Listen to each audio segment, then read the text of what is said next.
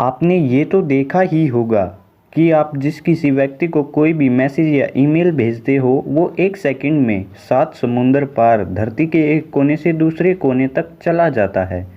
तो ये कैसे होता है? और आपने ये वायर देखी होगी, इसका यूज़ क्या होता है? तो आज इस वीडियो में हम आपको बताने वाले हैं कि इंटरनेट केबल्स के थ्रू काम कैसे करता है, और बाद में आपके लिए कुछ सरप्राइज़ भी रखा है। तो वीडियो को बिल्कुल भी स्किप मत कीजिएगा और अंत तक देखिएगा। इंटरनेट वो साधन है जो हमें इस दुनिया में जो भी चीज़ मौजूद है उसका पता लगाने के लिए आखिर ये क्या है। पर पहले ऐसा नहीं था। पहले हम किताबों की मदद लेनी पड़ती थी। इंटरनेट की वजह से हमें वो रास्ते भी पता होते हैं, चाहे हम उन रास्तों पर पहली बार ही क्यों न जा रहे हों। 40-50 साल पहले अगर ऐसा कहा जाता तो लोग उसे या तो पागल बताते और या फिर महाज्ञानी। आखिर इन सालों में इतना कैसे चेंज आया? आखिर क्यों आज हम इंटरनेट के बिना 1 घंटा भी नहीं रह सकते? इंटरनेट चलाना आज 4 साल के बच्चे के लिए भी बाएं हाथ का काम है। आपने कभी सोचा होगा ये इंटरनेट चलता कैसे है? तो ये वायरलेस भी चल सकता है और वायर्ड भी। घर पर आप वाईफाई राउटर तो देखा ही होगा जो वायरलेसली आपको इंटरनेट प्रोवाइड कराता है, पर इसमें इंटरनेट आने के लिए एक अलग से वायर लगी होती है जो ऑप्टिकल फाइबर नाम की होती है। सबसे पहले बात करते हैं ऑप्टिकल फाइबर। एक बहुत ही पतली सी तार होती है जो ह्यूमन हेयर से भी 10 गुना ज़्यादा पतली होती है। ये ग्लास या प्लास्टिक की बनी हुई होती है।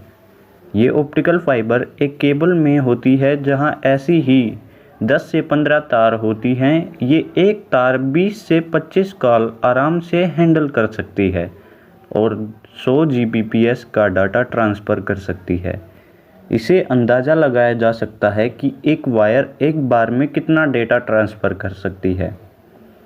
फाइबर ऑप्टिक केबल को इंटरनेट की बैकबोन भी कहा जाता है। फाइबर ऑप्टिक केबल साइज़ में बहुत मोटे होते हैं जिन्हें समुद्र में बिछाया जाता है, जो एक सर्वर से दूसरे सर्वर तक फैले हुए होते हैं।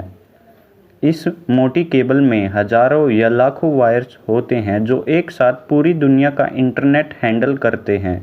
अब आप ये सोचेंगे कि ये वायर समुद्र के अंदर कैसे बिछाई जाती हैं। इसमें काम आती है एक बड़ी शिप जिसमें वायर्स को लोड किया जाता है और एक कंट्री से दूसरी कंट्री में ट्रैवल करती है, और समुद्र में एक दूसरी मशीन की मदद से वायर को नीचे धरती में दफनाया जाता है ताकि सबमरीन और शिप्स एंकर से इनको कोई दिक्कत ना पहुंचे। अगर कभी ये केबल टूट जाए तो दुनिया का कुछ हिस्सा इंटरनेट यूज़ नहीं कर पाएगा और इससे बहुत भारी नुकसान हो जाएगा, और इंटरनेट के बिना आप अपनी कल्पना भी नहीं कर सकते। पहले भी कई बार ये केबल टूट गई थी और इससे भारी नुकसान भी हुआ था। 2008 में ऐसा हुआ कि यहाँ 6 high speed internet cables damage हुई थी।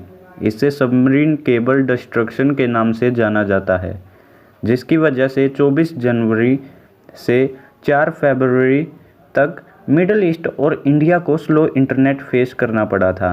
ये इंटरनेट केबल्स कई चीज़ों से डैमेज होती है, जैसे शार्क बाइट, नेचुरल डिजास्टर और फिशर्स एक्सेट्रा। ये फाइबर ऑप्टिक केबल्स सर्वर से जुड़ी हुई होती है। अब सर्वर जानते हैं कि क्या होते हैं। हम इंटरनेट पर जितना भी डेटा एक्सेस करते हैं वो सब डेटा सुपर कंप्यूटर की SSD में स्टोर होता है, जिसमें आपकी सारी cloud files, YouTube videos, social media post, ये सब स्टोर होता है, जिसे सर्वर कहते हैं। ये डेटा एक्सेस करने के लिए इंटरनेट एज अ मीडियम काम करता है। हमारे हर एक गूगल सर्च का रिज़ल्ट इन्हीं वायर्स के थ्रू कुछ ही सेकंड्स में मिल जाता है। अब आप ये समझ ही गए होंगे कि इंटरनेट इन केबल्स के थ्रू कितनी फास्ट ट्रैवल कर। ये खुद भी एक कंप्यूटर होता है, तो सारा डेटा स्टोर करना है तो सर्वर कितना बड़ा होना चाहिए। ये एक कंप्यूटर नहीं होता। आप चौंक जाओगे जानकर हजारों लाखों कंप्यूटर होते हैं। एक दूसरे से ये इंटरनली कनेक्टेड होते हैं। ये एक रूम के अंदर रखे जाते हैं जिसे सर्वर रूम बोलते हैं। गूगल के पास खुद के 9,80,000 स्क्वायर फीट का सर्वर रूम है। अब आपको अंदाज़ा लग गया होगा कि वर्ल्ड का पूरा डेटा कलेक्ट करने के लिए कितने बड़े सर्वर रूम चाहिए होंगे। अब आप ये सोच रहे होंगे कि हमारा टीवी, रेडियो वगैरह तो सैटेलाइट से चलता है, तो फिर इंटरनेट क्यों नहीं? वायर से इंटरनेट बहुत फास्ट ट्रैवल करता है और ये काफ़ी सस्ता भी होता है सैटेलाइट के मुकाबले। एक बार समुद्र में दाबने के बाद इसका सिर्फ मेंटेनेंस का ही खर्चा उठाना पड़ता है। अब बात करते हैं सरप्राइज़ की। तो इस वीडियो में आपको मिलेगा इंटरनेट के कुछ फैक्ट्स। फैक्ट नंबर 1, आप जो इंटरनेट यूज़ करते हैं उसे चलाने के लिए समुद्र में 380 से भी ज़्यादा केबल बिछाई गई है जिसकी टोटल लेंथ 12 लाख किलोमीटर है। फैक्ट नंबर 2, अगर इन केबल को एंड टू एंड एक्सटेंड किया जाए तो ये अर्थ से मून तक 2 बार चली जा सकती हैं। फैक्ट नंबर 3, दुनिया की सबसे लंबी फाइबर ऑप्टिक केबल 18,751 किलोमीटर है जो साउथ ईस्ट एशिया से वेस्टर्न यूरोप तक है। फैक्ट नंबर 4, दुनिया की सबसे पहली केबल जो एक कॉन्टिनेंट से दूसरे कॉन्टिनेंट तक जाती है वो 1985 में बिछाई गई थी। फैक्ट नंबर 5, इन केबल को बिछाने के लिए मिलियंस ऑफ डॉलर्स खर्चा आता है जिसे एक बड़ी शिप में केबल्स को लोड करके रख लिया जाता है ताकि इन्हें बाद में लोड ना करना पड़े। फैक्ट नंबर 6, पूरी दुनिया में अंटार्कटिका ही ऐसी जगह है जहां पर इंटरनेट केबल नहीं है क्योंकि वहां क्लाइमेट बहुत ठंडा होता है जिसमें केबल बिछाने के लिए इम्पॉसिबल सा लगता है और वहां पॉपुलेशन भी बहुत कम है। Fact number 7, fibre optic cable बहुत सिक्योर होती है जिनमें हैक करना बहुत ही मुश्किल होता है, इसलिए ये कंपनीज के डेटा को सिक्योर रखती हैं और कंपनीज को बूस्ट करती हैं। Fact number 8, fibre optic cable अपने अंदर लाइट कैरी करती हैं इसलिए ये जल्दी से जल्दी क्लाइमेट कंडीशन से अफेक्ट नहीं होती, जो एक बहुत अच्छा पॉइंट है।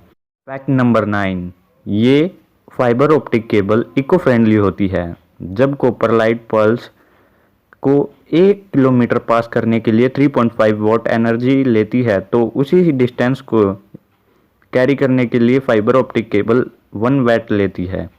फैक्ट नंबर 10, ये फाइबर ऑप्टिक केबल 25 साल तक ऐसी रहती हैं लेकिन 25 साल के बाद इन्हें फिर से बदला जाता है जो सैटेलाइट के मुकाबले बहुत सस्ता पड़ता है क्योंकि इन्हें एक बार लगाने पर सिर्फ मेंटेनेंस का ही खर्चा देना पड़ता है। अगर वीडियो अच्छी लगी हो तो लाइक करें, शेयर करें और कमेंट्स में ज़रूर बताएं कि अगला टॉपिक किस चीज़ पर रखें और चैनल को सब्सक्राइब करना बिल्कुल ना भूलें और साथ ही बेल आइकन ज़रूर दबाएं ताकि हमारी वीडियो की हर एक नोटिफिकेशन आप तक पहुँचे। धन्यवाद।